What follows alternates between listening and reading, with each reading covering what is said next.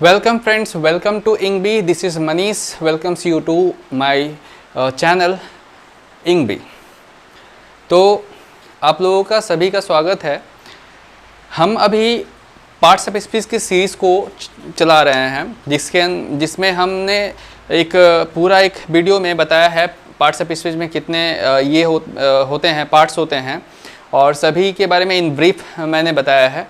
उसके बाद हम लोगों ने नाउन देखा, फिर प्रोनाउन देख रहे हैं हम लोग, और लास्ट वीडियो में मैंने प्रोनाउन क्या होता है, पर्सनल प्रोनाउन के बारे में बताया था, और प्रोनाउन जो होता है उसमें हम प्रोनाउन का यूज़ क्यों करते हैं। वेरी इंपॉर्टेंट क्वेश्चन कि हम किसी सेंटेंस को नाउन से ही बुला सकते हैं, किसी नाम से ही बुला सकते हैं, तो हम प्रोनाउन का यूज़ करते क्यों हैं, इस चीज़ को हम लोगों ने लास्ट वीडियो में हम लोगों ने देखा। अगर अब तक आप लोगों ने उस वीडियो को नहीं देखा है तो मैं यहाँ पर आई बटन पर लिंक दे दूँगा, आप कृपया उसको पहले देख लें, उसके बाद आप इसे देखें। तो आप इस चैनल पर इस वीडियो में मैं बताने वाला हूँ प्रोनाउन में सब्जेक्टिव केस में प्रोनाउन कैसे यूज़ होता है और ऑब्जेक्टिव केस में प्रोनाउन कैसे यूज़ होता है।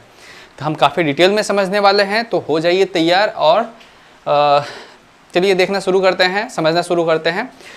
तो सब्जेक्टिव प्रोनाउन, सब्जेक्टिव प्रोनाउन क्या होता है?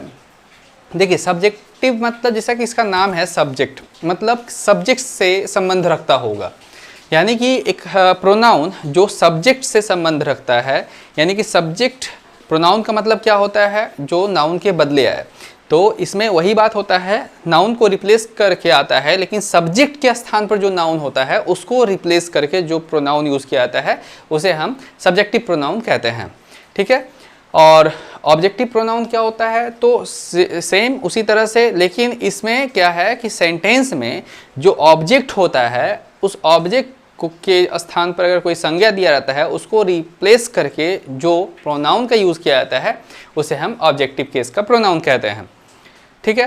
तो यहाँ तक आपको समझ में आ गया होगा। अब हम सब्जेक्टिव प्रोनाउन जो है उसको थोड़ा सा डिटेल में समझते हैं। हम बचपन से पढ़ते आ रहे हैं सेंटेंस का एक स्ट्रक्चर जो कि है subject plus verb plus object. Verb के पहले जो होता है वो हमारा सब्जेक्ट होता है और वर्ब के बाद जो होता है वो हमारा ऑब्जेक्ट होता है। तो सब्जेक्ट ये नाउन भी हो सकता है और प्रोनाउन या फिर नाउन इक्विवेलेंट हो सकता है। उस सिमिलरली ये ऑब्जेक्ट जो होता है वो एक ऑब्जेक्ट होता है, लेकिन ये ऑब्जेक्ट होता क्या है, तो एक नाउन होता है या फिर नाउन इक्विवेलेंट या फिर कोई प्रोनाउन जो होता है वो हो सकता है। तो ये सब्जेक्ट, अभी देखिए सब्जेक्ट के स्थान पर, तो यानी कि ये जो है इसके स्थान पर, यानी कि वर्ब के पहले जो नाउन होगा उसको रिप्लेस करेगा ये सब्जेक्टिव केस का प्रोनाउन, ठीक है। तो सब्जेक्टिव केस का हम पहले समझ लेते हैं इसको। इन द प्लेस ऑफ सब्जेक्ट, मतलब सब्जेक्टिव केस में जो प्रोनाउन यूज होता है वो कौन सा प्रोनाउन होता है, तो वो प्रोनाउन होता है जो सब्जेक्ट के प्लेस पर आता है। In the place of subject, subject के प्लेस पर आता है, तो ये समझ में आ गया। अब सब्जेक्ट के प्लेस पर क्या आ सकता है, तो first person, second person, third person में जितने भी प्रोनाउंस आते हैं सभी प्रोनाउन में सब्जेक्टिव केस के प्रोनाउन जो है मैंने यहाँ पर लिख दिए हैं, I, we, you, he, she, it और दे। तो ये जो है सभी सब्जेक्ट के प्लेस पर आने वाले प्रोनाउंस हैं जो सब्जेक्ट के स्थान पर आते हैं। और अब हम देखेंगे, समझेंगे कि अच्छा, मैं इसको एक एग्जाम्पल के तौर पर अगर मैं दिखाना चाहूँ, जैसे कि जैसे कि यहाँ पे लिखा हुआ है, मैं अगर बोलता हूँ कि Sita is a good girl, Sita is a good girl, Sita is is a good गर्ल जब मैंने बोला तो सीता नहीं बोलकर मैं अगर सी बोलता हूँ यहाँ पर, तो कोई गलत नहीं होगा।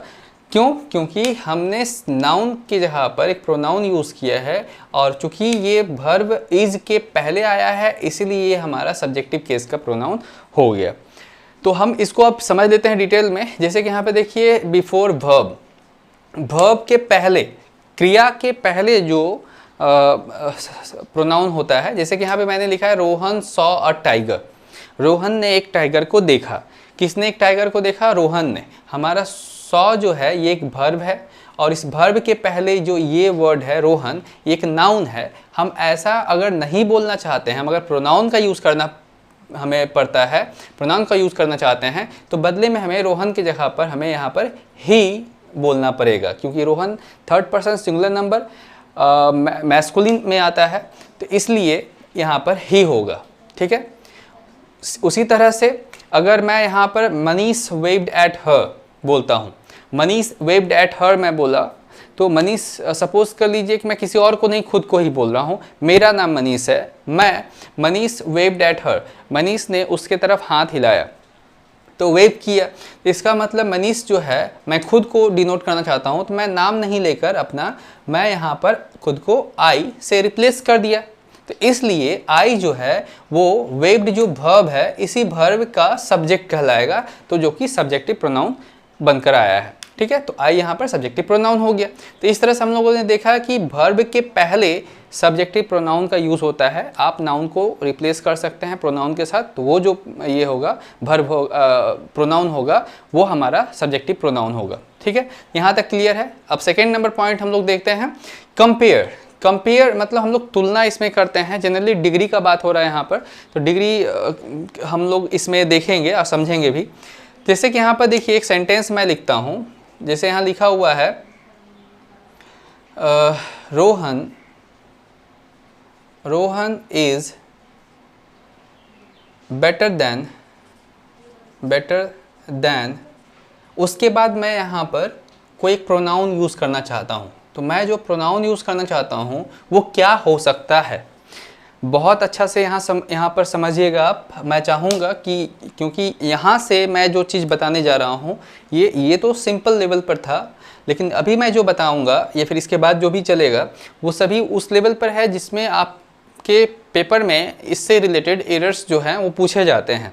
तो इसलिए मैं चाहूँगा कि आप यहाँ से बहुत ध्यान से समझने का कोशिश कीजिएगा, एक एक चीज़ को समझते हुए चलेंगे हम। तो यहाँ पे देखिए रोहन इज़ बेटर देन हुम, तो हम अगर यहाँ पर बोलते हैं रोहन किससे अच्छा है, तो रोहन इज़ बेटर देन, जैसे कि मैंने यहाँ पर लिखा ही। अब यहाँ पर ही जब हम पढ़ते हैं Rohan is better than he, तो सुनने में थोड़ा ऑकवर्ड लगता है कि ही कैसे हो सकता है, यहाँ पर तो हिम होना चाहिए, यहाँ पर हिम होना चाहिए, लेकिन हिम जो है ये रॉन्ग है। हिम जो है यहाँ ही जो है वो ज़्यादा सही है या फिर सही है। ठीक है, ही सही होगा यहाँ पर। क्यों, इसका रीज़न क्या है, अभी देखिए ये इस चीज़ में काफ़ी लोगों को कन्फ्यूज़न रहता है, बहुत बच्चे गलत करते हैं, तो मैं इस चीज़ को आज क्लियर कर दूंगा इस वीडियो में। तो यहाँ पर देखिए ही जो है वो हमारा सब्जेक्ट है।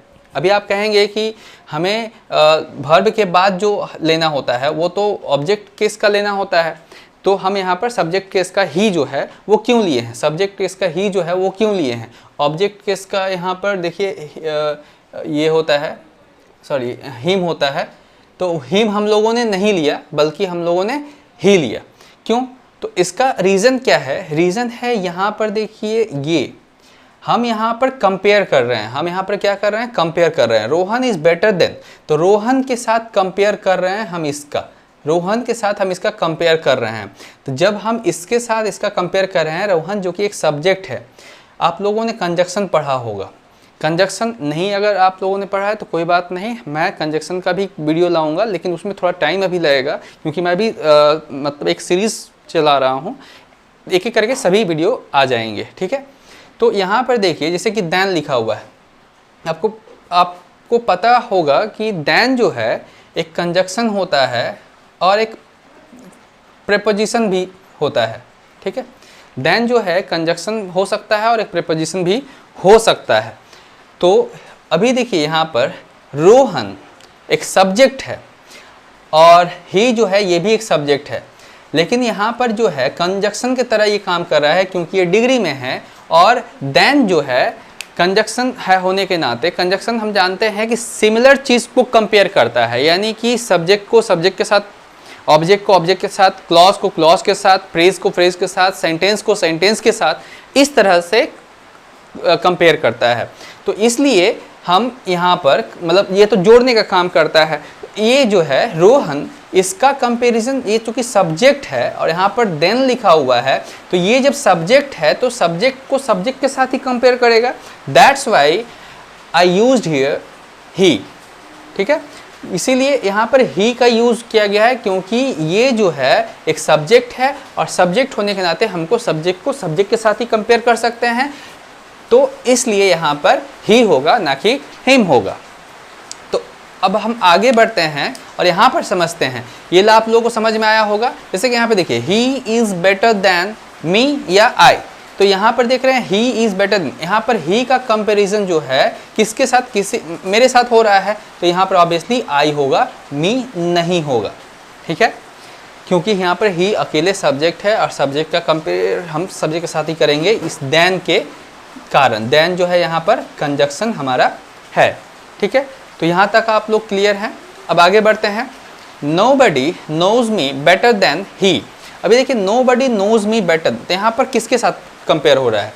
अगर आप यहाँ पर देखिए, यहाँ पर मी भी है, ठीक है। जैसे कि यहाँ नोबडी जो है और ये हमारा नोज वर्ब है, तो ऑब्वियसली ये हमारा सब्जेक्ट हुआ, लेकिन सब्जेक्ट के जगह पर नोबडी यूज़ किया गया है, किसी का नाम नहीं यूज़ किया गया है। लेकिन अगर आप यहाँ पर चाहें तो किसी का नाम रख कर अगर आप बोलते हैं, सपोज कीजिए रोहित मैं बोल रहा हूँ, ठीक है, रोहित, ठीक है, तो रोहित या फिर रोहित नहीं, मैं यहाँ पर किसी लेडी का नाम लिखता हूँ, क्योंकि मैं ऑलरेडी एक बॉय यहाँ पर मेंशन किया हूँ, तो कन्फ्यूज़न ना हो इसीलिए मैं यहाँ पर एक लेडी का नाम मेंशन करता हूँ, रीना, ठीक है। तो से रीना मैंने यहाँ पर लिखा, रीना नोज मी, रीना एक लड़की है जो मुझे जानती है, बेटर देन ही या हिम क्या होना चाहिए? तो आपको कहने, आप यहाँ पर सोचेंगे कि यहाँ पर मी जो है ये ऑब्जेक्ट है, तो ये ऑब्जेक्ट आ गया, इसका मतलब ये जो होगा ये भी हमारा ऑब्जेक्ट होना चाहिए, लेकिन ये गलत होगा अगर हम यहाँ पर हिम यूज़ करते हैं। तो यहाँ पर हमारा सही आंसर होगा ही, हिम जो है वो हमारा रॉन्ग होगा। क्यों ऐसा है?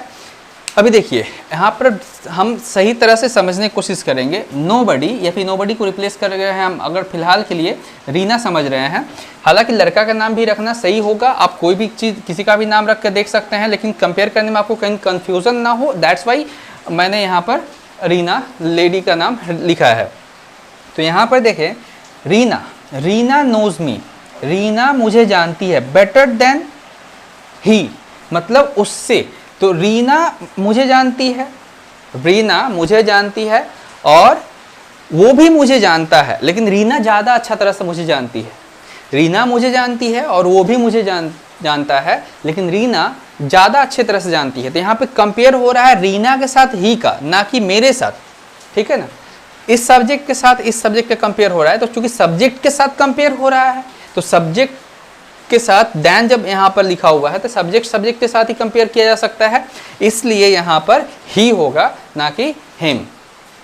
तो ये चीज़ क्लियर है, आप लोग को समझ में आया होगा कि क्यों यहाँ पर ही आया है, हिम नहीं आया है, ठीक है। ये बात आप लोग समझ में आ गया। आगे बढ़ते हैं। Rohit is as good as he या फिर हिम। तो Rohit is as good as he मतलब क्या? रोहित उतना ही अच्छा है जितना कि वो, ठीक है। तो यहाँ पर देखिए, यहाँ पर भी मुझे किसी लेडी का नाम लिखना चाहिए, तो इसे क्या होगा, समझने में ठीक रहता है। तो फिलहाल कोई बात नहीं, Rohit is as good as he. अभी देखिए यहाँ पर आपको समझना पड़ेगा कि रोहित का तुलना किसके साथ किया गया है। तो रोहित जो है यहाँ पर अगर ही बोलते हैं तो ये सही होता है, लेकिन हिम बोलते हैं तो ये हमारा ये भी सही होता है। तो बोलिएगा कि यहाँ पर तो हम केस प्रॉब्लम हो गया। तो अभी क्या है, कैसे इसको क्लियर करेंगे समझते हैं अच्छी तरह से। फिलहाल मैं इस पार्ट को रिमूव करूँगा यहाँ से और आपको समझाना चाहूँगा यहाँ पर, ठीक है। तो यहाँ पर देखिए, जैसे कि मैंने कहा ही Rohit is as good as he, तो कैसे दोनों सही है?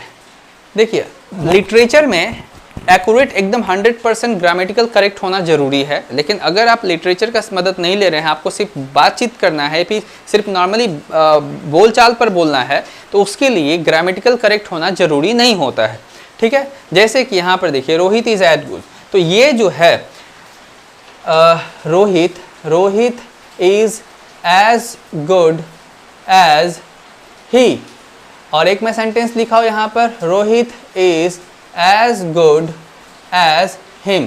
तो दोनों में से सही कौन है? दोनों ही मैंने सही कहा है, लेकिन ही को ज़्यादा सही मैं मानूंगा। क्यों? दोनों सही है। ये हिम जो है ये आपका अमेरिकन इंग्लिश में यूज़ किया जाता है, ठीक है, जबकि ही जो है ये आपका ब्रिटिश इंग्लिश में यूज़ किया जाता है, या फिर आप बोल सकते हैं यूके में। हम जनरली इंडियन जो हैं वो यूके के इंग्लिश को फॉलो करते हैं, इसलिए आप ही बोलना ज़्यादा सही होगा। और ग्रामेटिकली जो है वो भी ही ज़्यादा सही माना जाएगा।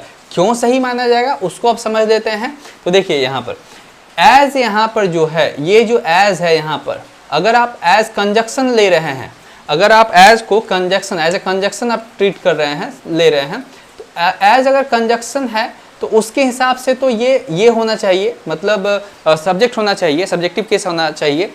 लेकिन अगर यहाँ पर ये एज प्रीपोजिशन है, प्रीपोजिशन है, एज प्रीपोजिशन का भी रोल अदा करता है और कंजक्शन का भी और एडवर्ब का भी, सिचुएशन वाइज ये चेंज हो जाता है। तो यहाँ पर हिम हम कहना सही होगा, क्योंकि प्रीपोजिशन अपने बाद हमेशा ऑब्जेक्टिव केस का प्रोनाउन लेता है। ठीक है, इस बात को हमें ये समझना पड़ेगा। ये ऑब्जेक्टिव केस में हम लोग देख लेंगे कि प्रीपोजिशन अपने बाद हमेशा ऑब्जेक्टिव केस का प्रोनाउन जो है वो यूज़ करता है।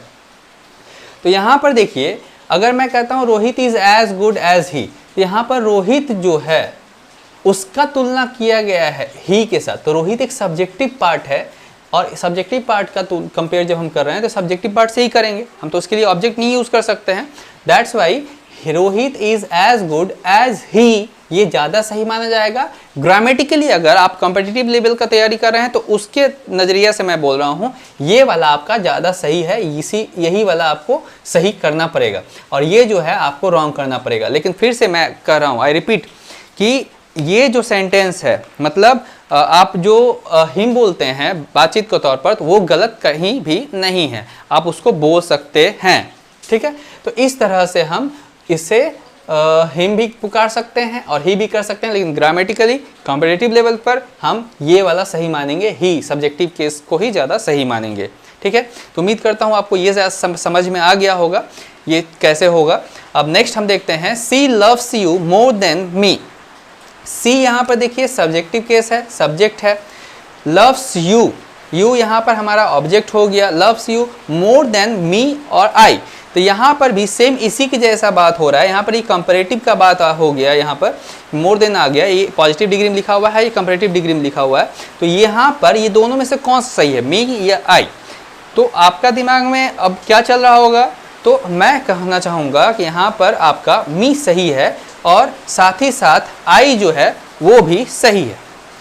बोलिएगा हैं ये कैसे हो गया? तो ऐसे मैं इसका एक्सप्लेनेशन दे रहा हूँ किस तरह से ये सही है, इसको मैं एक्सप्लेन करना चाहूँगा।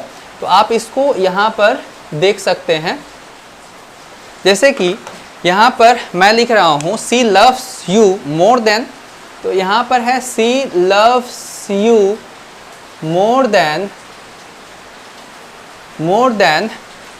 मी लिखा मैंने। ठीक है, अब यहाँ पर मी लिखने से कैसे सही है, और एक फिर लिखता हूँ she loves you more than I, दोनों ही सही है। कैसे? अब देखिए ये सेंटेंस जो है कन्वर्सेशन पर डिपेंड करता है कि किस तरह से आप कन्वर्सेट कर रहे हैं। तो she loves you more than me, अगर आप ये बात बोलते हैं, मी बोलते हैं, तो आप इसका मतलब जैसे हम बोल रहे हैं वो मुझसे प्यार करती है मोर देन यू लव। यहाँ पर मैं अगर ऐड कर देता हूँ, तब सेंटेंस क्या हो जाता है? She loves you more than you love me, मतलब वो मुझसे ज़्यादा प्यार करती है कंपेरिजनली यू लव मी, आप जो मुझसे प्यार करते हो। तो ठीक है, यहाँ पे देखिए ये चीज़ हिडन है।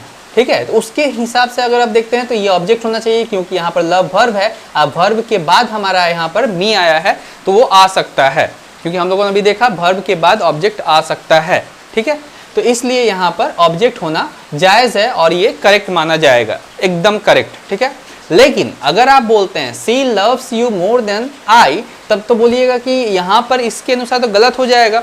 ऐसा नहीं है, ये सही है। क्यों? क्योंकि अगर आप ऐसा बोलते हैं she loves you more then, वह तुमसे प्यार करती है मोर देन आई डू। यहाँ पर अगर मैं लिख देता हूँ यहाँ आई डू, उसके बाद मैं फुल स्टॉप करता हूँ, सपोज कीजिए यहाँ पर आकर रुका हुआ है, तो इस तरह से सेंटेंस कंप्लीट हुआ। तो यहाँ पर डू जो है हिडन के तौर पर हम ले रहे हैं और इसके लिए यहाँ पर सब्जेक्ट होना जरूरी है, क्योंकि ये हमारा वर्ब है डू, और डू के पहले सब्जेक्टिव केस आ सकता है। तो इस सेंस में आप किस सेंस में बोल रहे हैं उस पर डिपेंड करता है। मैं दोनों का हिंदी बताना चाहूँगा जिससे कि आप क्लियर हो जाएं। जैसे कि यहाँ पर she loves you more than me, तो मतलब अगर इसके साथ हम बोल रहे हैं तो सेंटेंस का अर्थ क्या हुआ, वह तुमसे प्यार करती है,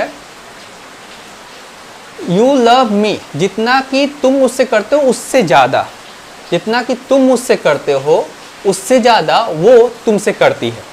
ठीक है, यहाँ पर समझ में आ गया आपको। अभी नेक्स्ट देखते हैं, सी लव्स यू, वो तुमसे प्यार करती है, देन आई डू, जितना कि मैं तुमसे, मतलब आई डू मतलब आई डू यू, मतलब मैं जितना तुमसे करता हूँ, तो मैं जितना तुमसे प्यार करता हूँ उससे ज़्यादा, ठीक है, उससे ज़्यादा वो तुमसे प्यार करती है। मतलब मैं किसी और को बोल रहा हूँ, किसी एक बंदे को मैं बोल रहा हूँ कि मैं जितना तुमसे प्यार करता हूँ वो तुमसे उससे ज़्यादा करती है। क्लियर है, ये इस सेंटेंस का अर्थ हुआ। ठीक है, ऊपर वाले जो सेंटेंस हुआ इसका अर्थ ये हुआ कि वो तुमसे प्यार करती है मोर देन यू लव हर, तुम जितना करते हो उससे, उससे ज़्यादा वो तुमसे करती है। मतलब उन दोनों के बीच का ही बात को मैं बोल रहा हूँ। तो आपको ये बात समझ में आया होगा कि इन दोनों में क्या डिफरेंस है, जिसकी वजह से मी भी करेक्ट है और आई भी करेक्ट है। तो उम्मीद करता हूँ आपको ये बात क्लियर हो गया होगा। तो इस तरह का सेंटेंस आप, मैं इस वीडियो के एंड में इस तरह का एक दो एग्जाम्पल आपको होमवर्क के तौर पर दे दूंगा, जिससे कि आपका कॉन्सेप्ट क्लियर हो जाए। आगे बढ़ते हैं, तो अब हम नेक्स्ट एग्जाम्पल को देखते हैं। नेक्स्ट एग्जाम्पल में जैसे कि यहाँ पर लिखा हुआ है, he respects me as much as she. ठीक है, तो she, he respect me as much as she, या हर या सी क्या होगा, तो इसको हम कैसे समझेंगे कि क्या होगा यहाँ पर, ही रेस्पेक्ट्स मी। अब देखिए यहाँ पर ही जो है वो मेरी रिस्पेक्ट करता है, सी जो है वो भी मेरी रिस्पेक्ट करता है, यानी कि दोनों मेरी रिस्पेक्ट करता है इक्वली। तो हम क्या बोलेंगे, he respect me as much as she. तो यहाँ पर इसके साथ इस मी का कंपेयर नहीं हो रहा है। पहले इस बात को हम समझ लेते हैं कैसे। तो देखिए यहाँ पर एक लड़का है जो मेरी रिस्पेक्ट करता है और एक लड़की है जो मेरी रिस्पेक्ट करती है। दोनों यहाँ पर नॉमिनेटिव केस मतलब काम करने वाले हैं। मैं यहाँ पर कुछ भी नहीं कर रहा हूँ, वो मेरी रिस्पेक्ट करता है, ये मेरी रिस्पेक्ट करती है। इसका मतलब मैं तो ऑब्जेक्ट हो गया ना, तो मैं तो कुछ कर ही नहीं सकता। यानी कि सब्जेक्ट का कंपेयर सब्जेक्ट के साथ होगा, यानी कि उसका कंपेयर, ही का कंपेयर सी के साथ होगा। इसलिए यहाँ पर ही का कंपेयर सी के साथ हो रहा है, क्योंकि ये दोनों के बीच का बात हो रहा है। दोनों मिलकर मुझे रिस्पेक्ट कर रहे हैं, तो वो कितना करता है, ये कितना करता है, दोनों इक्वली करता है, एज मच एज, दोनों इक्वली करता है। इसका मतलब ही रिस्पेक्ट मी, और सी जो होगा ये इसके अकॉर्डिंग आया है, इस ही के अकॉर्डिंग आया है, क्योंकि ये जो है आपका सब्जेक्टिव केस में है, इसीलिए ये भी सब्जेक्टिव केस में होगा और यही हमारा आंसर सही होगा। ठीक है, ये हमारा आंसर सही होगा। लेकिन मैं आपको एक एग्जाम्पल दिखाना चाहूँगा, जिस एग्जाम्पल को देखकर थोड़ा सा आपको सही लगे और आप कुछ सीख पाएँ उससे। तो एग्जाम्पल क्या है, एग्जाम्पल जैसे कि मैंने यहाँ लिखा, यहाँ पर मैंने एक सेंटेंस लिखा, he helps her more than. अब यहाँ पर बोलिए क्या होगा, आई की मी। यहाँ पर क्या होगा, बहुत इंपॉर्टेंट है। इस तरह के एरर्स आपको कंफ्यूज करेंगे ही, लेकिन आपको मैं कंफ्यूज नहीं होने दूंगा। आपको मैं समझाऊंगा, सिखाऊंगा किस तरह से ये होते हैं, तो आप इसको समझिए अच्छी तरह से। ही हेल्प्स हर, वो उसकी मदद करता है। तो यहाँ पर आप देखिए वो उसकी मदद करता है, ठीक है। मोर देन मी मतलब मेरी मदद नहीं करता है, वो उसकी मदद करता है। मतलब मेरी मदद करता है लेकिन मेरी मदद से ज़्यादा उसकी मदद करता है। तो यहाँ पर मेरे और उसके बीच का बात हो रहा है, लेकिन मेरे और उसके बीच का यहाँ पर इसका कोई काम नहीं है, ठीक है। वो दोनों की मदद कर रहा है, वो इस लड़की की भी मदद करता है, ये मेरी भी मदद करता है। इसका मतलब कि हाँ, मेरे साथ इसका कंपेयर हो रहा है। बात को थोड़ा सा समझने की कोशिश कीजिएगा। यहाँ पर इसके साथ इसका कंपेयर हो रहा है, ना कि इसके साथ इसका, ठीक है। तो इसका कोई काम ही नहीं है, ये तो सिर्फ मदद करता है, ये इसकी भी मदद करता है, ये मेरी भी मदद करता है। तो इसका मतलब ये हुआ हमारा कंपैरिजन इसके और इसके बीच में है। तो चूंकि यहाँ पर ये हेल्प वर्ब हो गया और इसके बाद यहाँ पर आया है तो ये ऑब्जेक्ट होगा, और ऑब्जेक्ट के साथ हम जब कंपेयर कर रहे हैं तो हम भी ऑब्जेक्ट बनना पड़ेगा, मुझे भी। तो इसका मतलब यहाँ पर ये सही होगा, ये गलत होगा। इस केस में हमारा ये मी सही होगा। तो सेंटेंस हमारा क्या होगा, he helps her more than मी। यहाँ पर मी बोलना ज़्यादा सही होगा। तो क्यों होगा, आप लोग देखिए यहाँ पर समझे कि किस तरह से ऑब्जेक्ट के साथ ऑब्जेक्ट को कंपेयर करने के कारण हम ऑब्जेक्ट के लिए ही ऑब्जेक्ट के साथ ऑब्जेक्ट ही कोई कंपेयर करेंगे ना, ठीक है। तो इसलिए यहाँ पर मी होगा ना कि आई रॉन्ग हो जाएगा। उसी तरह से अगर यहाँ पर आप देखते हैं तो यहाँ पर आपका सी होगा, क्योंकि इसका सब्जेक्ट के साथ इसका कंपैरिजन हो रहा है, मी का नहीं। लेकिन अगर कोई चाहे कि हर का हम यूज़ करना चाहते हैं, हम सोचेंगे कि नहीं हम हर को सही मारते हैं, क्या वो सही होगा, तो हाँ वो भी सही होगा, लेकिन सेंटेंस का अर्थ जो है वो चेंज हो जाएगा, ठीक है। अब पैराग्राफ में जो लिखा रहेगा तो कॉम्प्रिहेंशन जो दिया रहेगा, तो उस कॉम्प्रिहेंशन में क्या सिचुएशन दिया हुआ है, किस तरह से दिया हुआ है, उसके अकॉर्डिंग आपको ये यूज़ करना पड़ेगा। ये कैसे सही होगा यहाँ पर उसको मैं क्लियर कर देना चाहता हूँ। He respects me as much as he, अब यहाँ पर मैं ही लिखता हूँ, उसके बाद रेस्पेक्ट्स लिखता हूँ और यहाँ पर ऐड कर देता हूँ। इस सी को हटाकर आप समझिएगा, ही रेस्पेक्ट्स मी, वो मेरी रेस्पेक्ट करता है, as much as he respect her, उतना ही जितना कि वो उसकी करता है, ठीक है। इसको अगर हटा देते हैं तो क्या अर्थ निकलता है, वो लड़का मेरी रेस्पेक्ट करता है, वो लड़का मेरी रेस्पेक्ट करता है उतना ही जितना कि वो लड़का है, वही लड़का उसकी रेस्पेक्ट करता है। यानी कि हम दोनों को वो लड़का इक्वली रेस्पेक्ट करता है, मैं और कोई एक और लड़की है।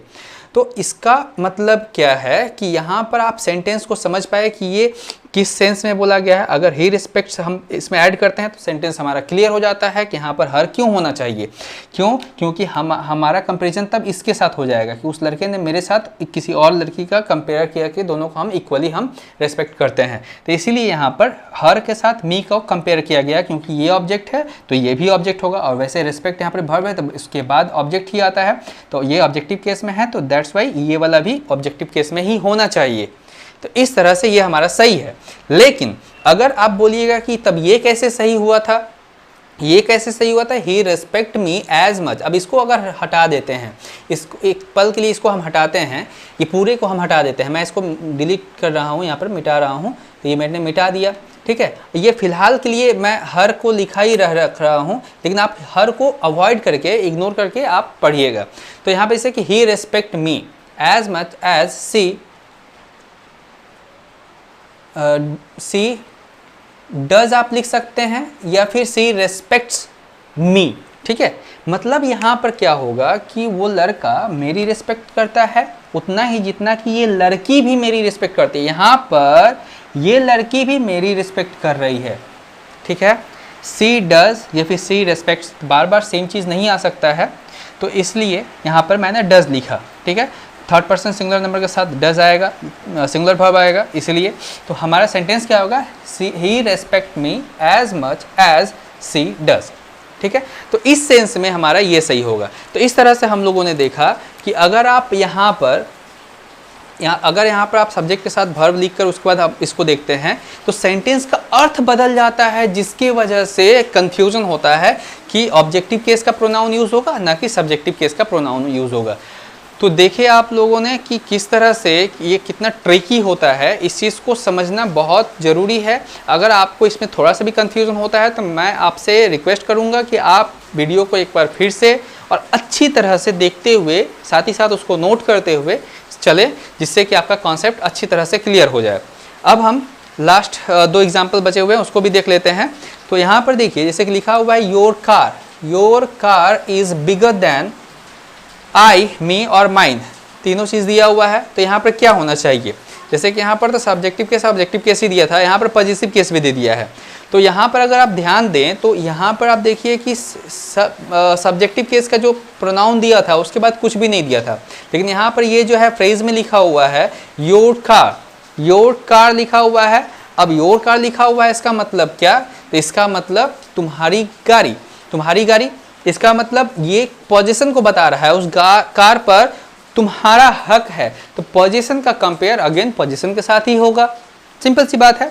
सब्जेक्टिव केस का कंपेयर सब्जेक्टिव केस के साथ, ऑब्जेक्टिव केस का कंपेयर ऑब्जेक्टिव केस के साथ। उसी तरह से ये जो पोजीशन है इसका कंपेयर पोजीशन के साथ होगा। तो your car is bigger than I नहीं हो सकता तब, क्योंकि ये हमारा पोजीशन नहीं बता रहा है। मी भी नहीं हो सकता है क्योंकि हमारा ऑब्जेक्टिव है। तो माइन जो है ये हमारा पोजीशन को दर्शाता है, इसीलिए यहाँ पर माइन करेक्ट आंसर होगा। तो आंसर क्या हो जाएगा, your car is bigger then mine. तो ये हमारा करेक्ट आंसर होगा। माइन क्यों होगा, मैंने आपको क्लियर किया, क्योंकि ये हमारा पोजीशन को दर्शाता है, इसीलिए। ठीक है, यहाँ तक देखिए ये है, उसके बाद वर्ब आया है। ठीक है, दैट्स वाई यहाँ पर माइन होगा पोजीशन वाला।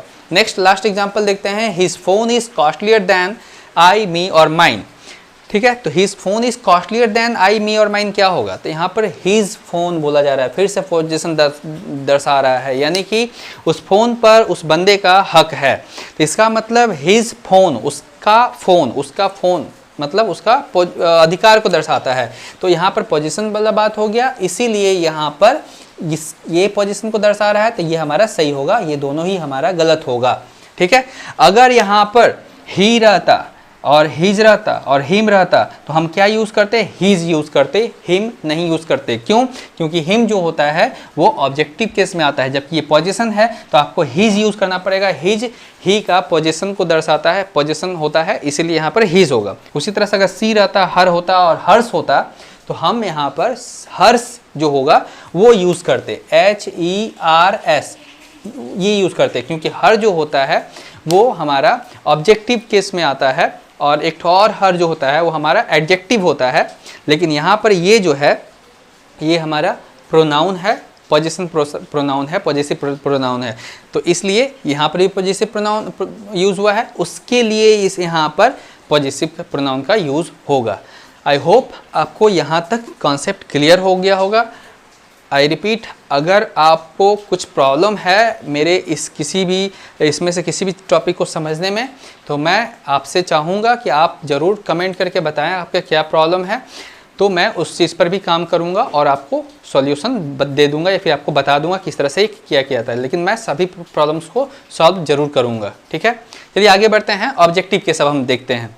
तो ऑब्जेक्टिव केस क्या होता है, तो ऑब्जेक्टिव केस जैसा कि ऑब्जेक्ट की जगह पर आने वाला केस होता है। In the place of object, मतलब ऑब्जेक्ट की जगह पर वो आता है। एग्जाम्पल जैसे me, us, you, him, her, it, them, ये सभी जो हैं ऑब्जेक्टिव केस के प्रोनाउन होते हैं। तो ये कैसे काम करते हैं इसको हम समझ लेते हैं।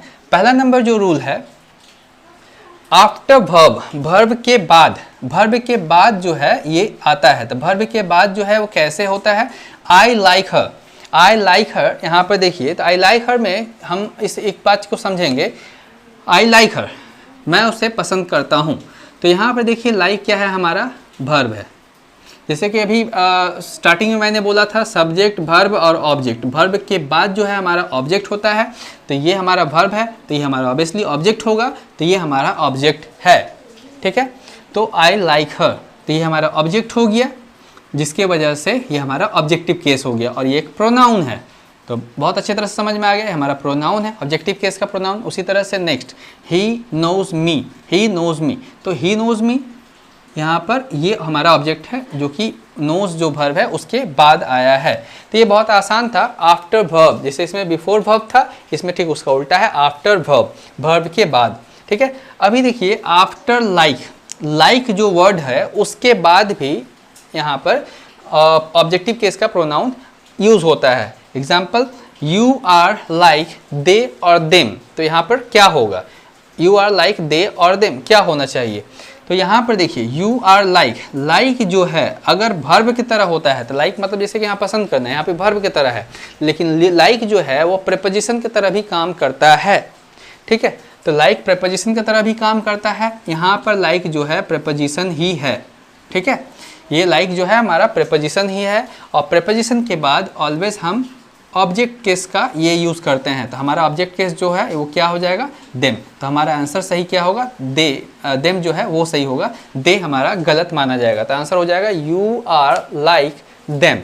ठीक है, लाइक जो है ये अगर इसका मीनिंग जैसा के तौर पर है, जैसे इसका मीनिंग अगर जैसा, लाइक का मतलब अगर जैसा रहे, जैसा, ठीक है, तो हम प्रीपोजिशन के तौर पर इसको यहाँ पर लिखा हुआ है, तो ये प्रीपोजिशन है। प्रीपोजिशन क्या कैसा हो ये होता है, कैसे उसको पहचानते हैं, इसको हम प्रीपोजिशन के क्लास में समझेंगे काफ़ी डिटेल में। प्रीपोजिशन बहुत ही इंपॉर्टेंट टॉपिक होता है और अच्छे अच्छे लोगों से भी नहीं हो पाता है, गलतियाँ सबसे होती हैं उसमें भी, तो उस चीज़ को हम लोग वहाँ पर सॉल्व करेंगे। यहाँ पर फिलहाल समझ लेते हैं कि प्रीपोजिशन यहाँ पर लाइक का काम कर रहा है, मतलब प्रीपोजिशन लाइक जो है प्रीपोजिशन का काम कर रहा है, और यहाँ पर वर्ब का काम कर रहा था। यू आर लाइक, कैसा, जैसे वो लोग हैं, तुम वैसे ही हो जैसे कि वो लोग हैं। देम यहाँ पर होगा, ना कि दे, क्योंकि ये प्रीपोजिशन है। नेक्स्ट देखते हैं, सी लाइक्स, सी लुक लाइक। यहाँ पर लुक लाइक देखिए, सी लुक्स लाइक कैसे दिखती है, तो यहाँ पर लाइक्स फिर से प्रीपोजिशन की तरह यूज़ हुआ है, प्रीपोजिशन के जैसा यूज़ हुआ है। वो दिखती है किसके जैसा, हर मदर, उसकी माँ की तरह, ना कि सी नहीं होगा यहाँ पर, सी कतई नहीं हो सकता है। क्यों? क्योंकि यहाँ पर ये सब्जेक्टिव केस में है और यहाँ पर लाइक जो है प्रीपोजिशन है, उसके बाद हमेशा ऑब्जेक्टिव केस आता है, तो यहाँ पर हर मदर होगा। ठीक है, तो उम्मीद करता हूँ आपको ये चीज़ समझ में आ गया होगा। आगे बढ़ते हैं, आफ्टर। आफ्टर जो है वो कैसे काम करेगा, आफ्टर लेट। आफ्टर लेट का मतलब क्या है, तो आफ्टर लेट मतलब होता है, लेट जो है ये एक वर्ब होता है, लेट जो है ये एक वर्ब होता है। और फिर से मैं बोलूँगा कि वर्ब के बाद हमेशा ऑब्जेक्टिव केस आता है, इसलिए यहाँ पर मी जो है वो सही होगा, आई हमारा गलत माना जाएगा। तो इसीलिए हम बोलचाल के भाषा में बोलते भी हैं लेट मी गो, ऐसे नहीं बोलते हैं लेट आई गो, ऐसे नहीं बोलते हैं, क्योंकि ये गलत होता है। लेट एक वर्ब है, अब वर्ब के बाद हमेशा ऑब्जेक्टिव केस आता है, इसलिए यहाँ पर लेट मी गो होगा। ठीक है, लेट आई गो नहीं होगा। आगे बढ़ते हैं, लेट अस डांस टुगेदर। चलो साथ में डांस करते हैं, तो साथ में डांस करते हैं तो लेटस बोलते हैं, इसी को हम शॉर्ट में लेट्स बोलते हैं, LET लेट्स। तो इसी को हम लेट्स बोलते हैं, तो लेट्स डांस टुगेदर ऐसे हम बोलते हैं। तो लेट्स डांस टुगेदर जब बोल रहे हैं तो यहाँ पे फिर से मैं बोलूँगा लेट है, लेट के बाद हमारा ऑब्जेक्टिव केस आता है, लेट क्योंकि एक वर्ब होता है, तो वर्ब के बाद ऑब्जेक्टिव केस आएगा, इसलिए यहाँ पर अस आया है, वी नहीं आ सकता है, लेट वी डांस टुगेदर नहीं होगा, ये अस हमारा सही है, ये हमारा सेंटेंस सही है। ठीक है, आगे बढ़ते हैं, लेट मी स्पीक। बोलते नहीं है कि मुझे बोलने तो दो, let me speak, let me finish. तो यहाँ पर लेट मी बोला गया है, क्यों? फिर से वही बात, लेट एक वर्ब है, वर्ब के बाद ऑब्जेक्ट आता है, इसलिए यहाँ पर मी होगा। तो लेट वाला भी आपको समझ में आ गया होगा। अब हम आगे बढ़ते हैं, आफ्टर प्रीपोजिशन, वेरी इंपॉर्टेंट। मैंने इसके बारे में पहले भी डिस्कस किया यहाँ पर, तो मैं फिर भी एक बार बताना चाहूँगा यहाँ पर। After preposition, he depends on me, he depends on me. यहाँ पर देखिए ऑन जो है एक प्रीपोजिशन है, अब प्रीपोजिशन के बाद यहाँ पर क्या आया है, हमारा ऑब्जेक्टिव केस का प्रोनाउन आएगा। तो हम लोग तो वही देख रहे हैं ऑब्जेक्टिव केस में क्या आता है, कब यूज़ होता है, तो प्रीपोजिशन के बाद हम लोग देख रहे हैं किस तरह से यूज़ हो रहा है। तो ये बात मैंने पहले ही बोला था, लाइक वाला केस में भी बोला था कि लाइक एक प्रीपोजिशन होता है, उसके बाद यहाँ पे देखिए लाइक वर्ब था, लेकिन यहाँ पर प्रीपोजिशन की तरह काम कर रहा है, इसलिए यहाँ पर ऑब्जेक्टिव केस आया था। सेम यहाँ पर भी बात हो रहा है, हम ऑब्जेक्टिव केस के बारे में पढ़ रहे हैं, तो प्रीपोजिशन के बाद ऑब्जेक्टिव केस आएगा। अब प्रीपोजिशन यहाँ पर ऑन है, ऑन के बाद इसलिए यहाँ पर मी ऑब्जेक्टिव केस आया है, मी आई नहीं आएगा। ठीक है, आगे देखते हैं, सी लव्स एट मी, वो मुझ पर हंसती है। तो वो मुझ पर हंसती है मतलब एट एक प्रीपोजिशन है और उसके बाद हमारा यहाँ पर ऑब्जेक्टिव केस आया है, तो ये हमारा सही होगा। ठीक है, नेक्स्ट, हैप्पी बर्थडे हम लोग बोलते हैं ना, हैप्पी बर्थडे टू यू बोलते हैं, तो यह यू जो है, यू तो हमारा सब्जेक्टिव केस में भी सेम दिखता है, ऑब्जेक्टिव केस में भी सेम दिखता है, लेकिन हैप्पी बर्थडे टू यू जो है, यहाँ पर यू जो है ऑब्जेक्ट है और ऑब्जेक्टिव केस में आएगा तो वाई छोटा में रहेगा। अगर स्टार्टिंग में सब्जेक्टिव केस में ही आता है तो वाई कैपिटल में लिखा जाएगा, क्योंकि उस सेंटेंस को स्टार्ट करेगा, दैट्स वाई। तो यहाँ पर ऑब्जेक्टिव केस है और यू ऑब्जेक्ट है और ये प्रीपोजिशन टू के बाद आया है, हैप्पी बर्थडे टू यू। ठीक है, टू यू। अगर यहाँ पर किसी का नाम भी होता है तो वो ऑब्जेक्टिव केस में ही माना जाएगा, सब्जेक्टिव केस में नहीं माना जाएगा। उसी नाम के बदले में यहाँ पर यू प्रोनाउन का यूज़ किया गया है। आई होप आपको समझ में आया होगा। नेक्स्ट आगे देखते हैं, ही सेड टू मी। तो ही सेड टू मी हम नरेशन जब बनाते हैं तो उसमें एक सेंटेंस रिपोर्टिंग वर्ब जो होता है उसमें ये यूज़ किया जाता है बहुत बार। ऐसे बोलने के लिए भी हम लोग बोलते हैं ही सेड टू मी, उसने मुझसे कहा, तो ही सेड टू मी बोलते हैं, ही सेड टू आई नहीं बोलते हैं। क्यों? क्योंकि यहाँ पे टू जो है एक प्रीपोजिशन है और उसके बाद हमेशा ऑब्जेक्टिव केस आता है। ठीक है, लास्ट लिसन टू मी, यहाँ पे भी देखिए टू प्रीपोजिशन है, उसके बाद मी आता है। Listen to me, listen to I नहीं होता है। तो हम लोगों ने इस चीज़ को देखा, समझा। अभी इससे रिलेटेड एक और टॉपिक बाकी है, नेक्स्ट स्लाइड में हम लोग उस चीज़ को देखते हैं। तो हम अब इसमें आगे देखेंगे एक्सेप्ट और बट वाला।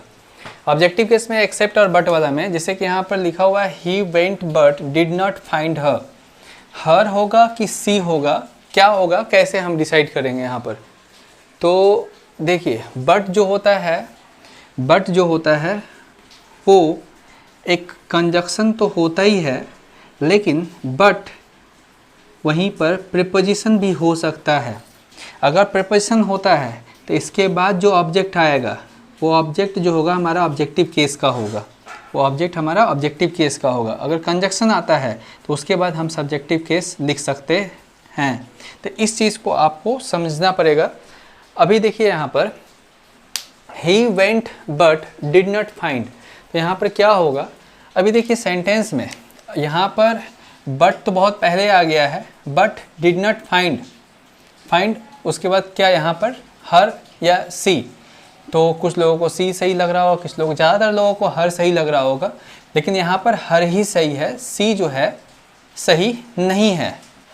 तो यहाँ पर ज़्यादातर लोगों को हर सही लग रहा होगा, जो कि वही सही है, हर ही सही है। तो क्यों सही है? अभी देखिए जैसे कि ही वेंट बट, वो गया बट डिड नॉट फाइंड हर, लेकिन उसको पाया नहीं। ठीक है, यहाँ पर एक ध्यान से देखा जाए तो ये जो है आपका कंजक्शन का काम कर रहा है। अगर यहाँ पर आप एक सब्जेक्ट ही ऐड कर दें तो आपका कॉन्सेप्ट क्लियर हो जाएगा, आप समझ पाइएगा कि क्यों वहाँ पर हर लगा है। ही वेंट, ये अपने आप में एक पूरा सेंटेंस है, क्लॉज है, ठीक है, पूरा सेंटेंस है। बट ही डिड नॉट, इसको कंजक्शन तौर पर रखिए, ये पूरा एक सेंटेंस हुआ।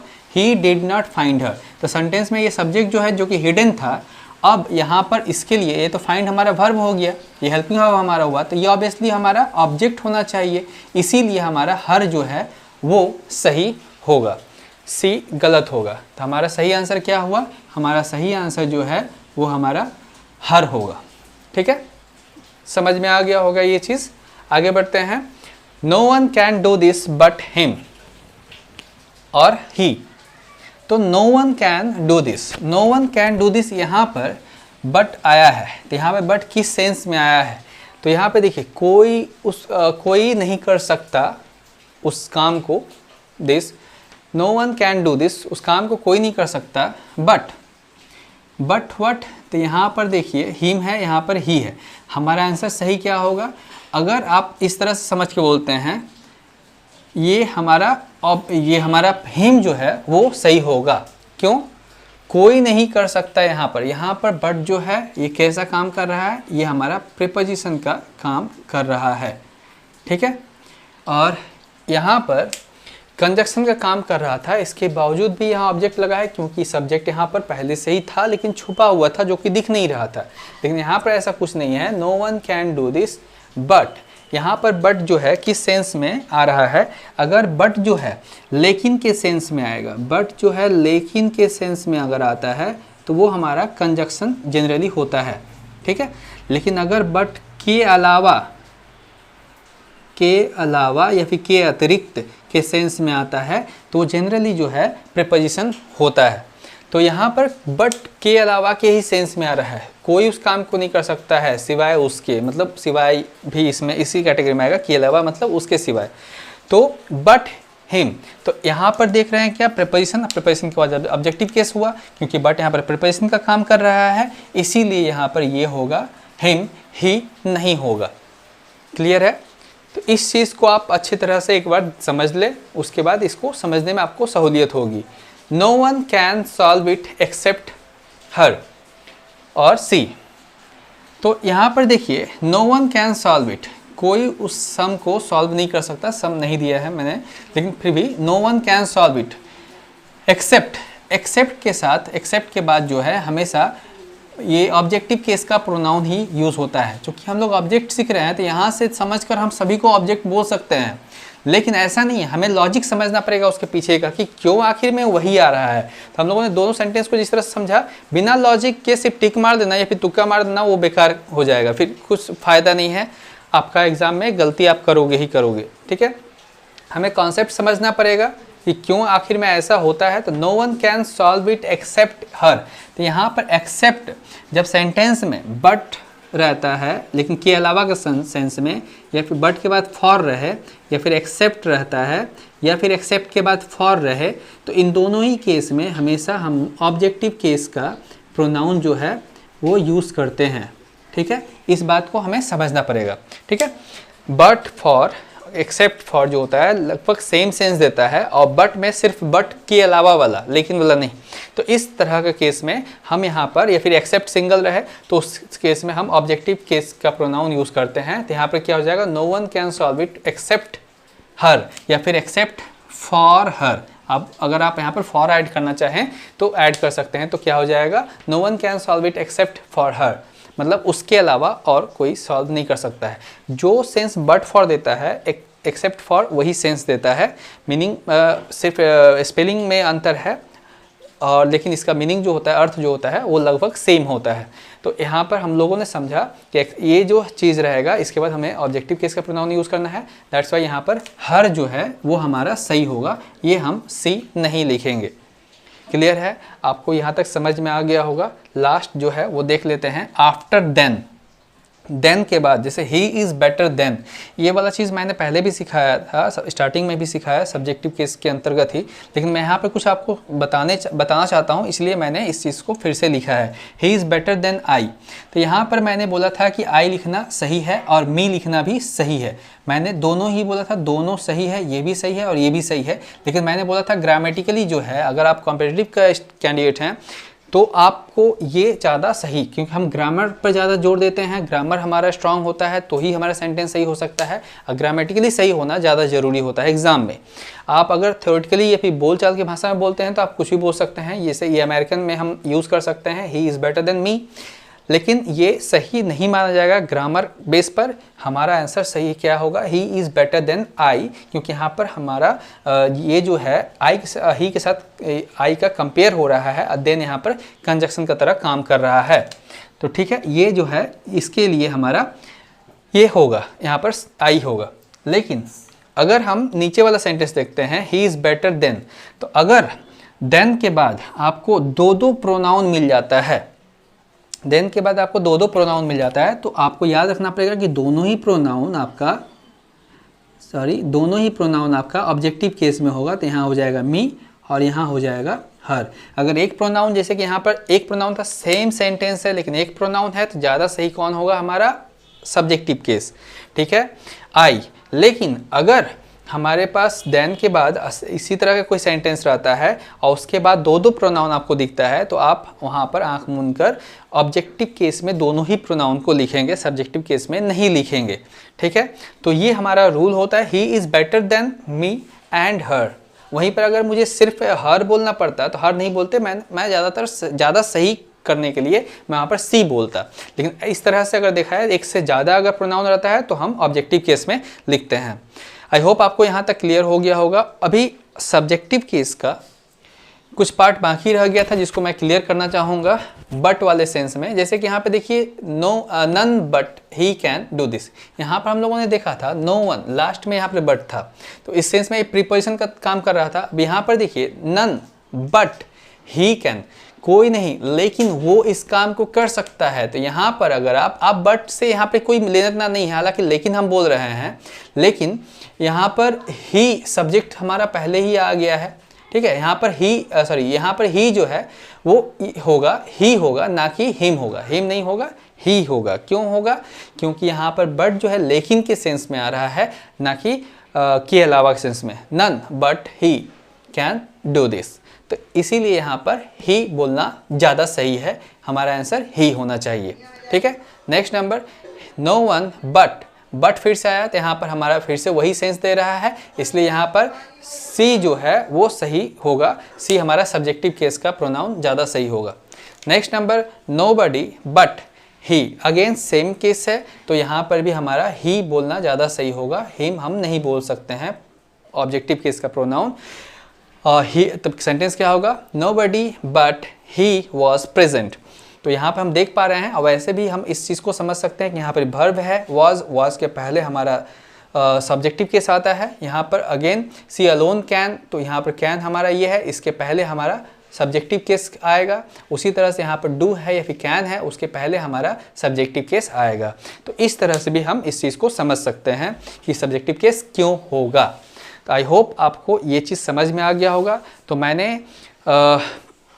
मैं उम्मीद करता हूँ कि आप लोगों को आज का ये वीडियो जो है सब्जेक्टिव केस और ऑब्जेक्टिव केस का कंप्लीट मैं इस कॉन्सेप्ट क्लियर कर दिया हूँ। अगर आपको इसके अलावा भी कोई प्रॉब्लम, किसी तरह का कोई क्वेरी या फिर किसी तरह कोई डाउट रह जाता है तो प्लीज़ मुझे कमेंट्स में बताना ना भूलें। और अगर आपको आज का वीडियो पसंद आया हो तो प्लीज़ मेरे चैनल को सब्सक्राइब ज़रूर करें। मैं बहुत मन लगाकर, बहुत दिल लगाकर वीडियो बनाता हूं आप लोगों के फ़ायदे के लिए। ज़्यादा डिटेलिंग में समझाने की कोशिश करता हूं, जो कि और कोई चैनल नहीं करता है। तो मैं ये रिक्वेस्ट करता हूं कि आप मेरे चैनल को सब्सक्राइब करें, ज़्यादा से ज़्यादा लोगों तक मेरे वीडियोज़ को पहुँचाएँ। और देखने के लिए बहुत बहुत धन्यवाद। Thank you. Have a nice day.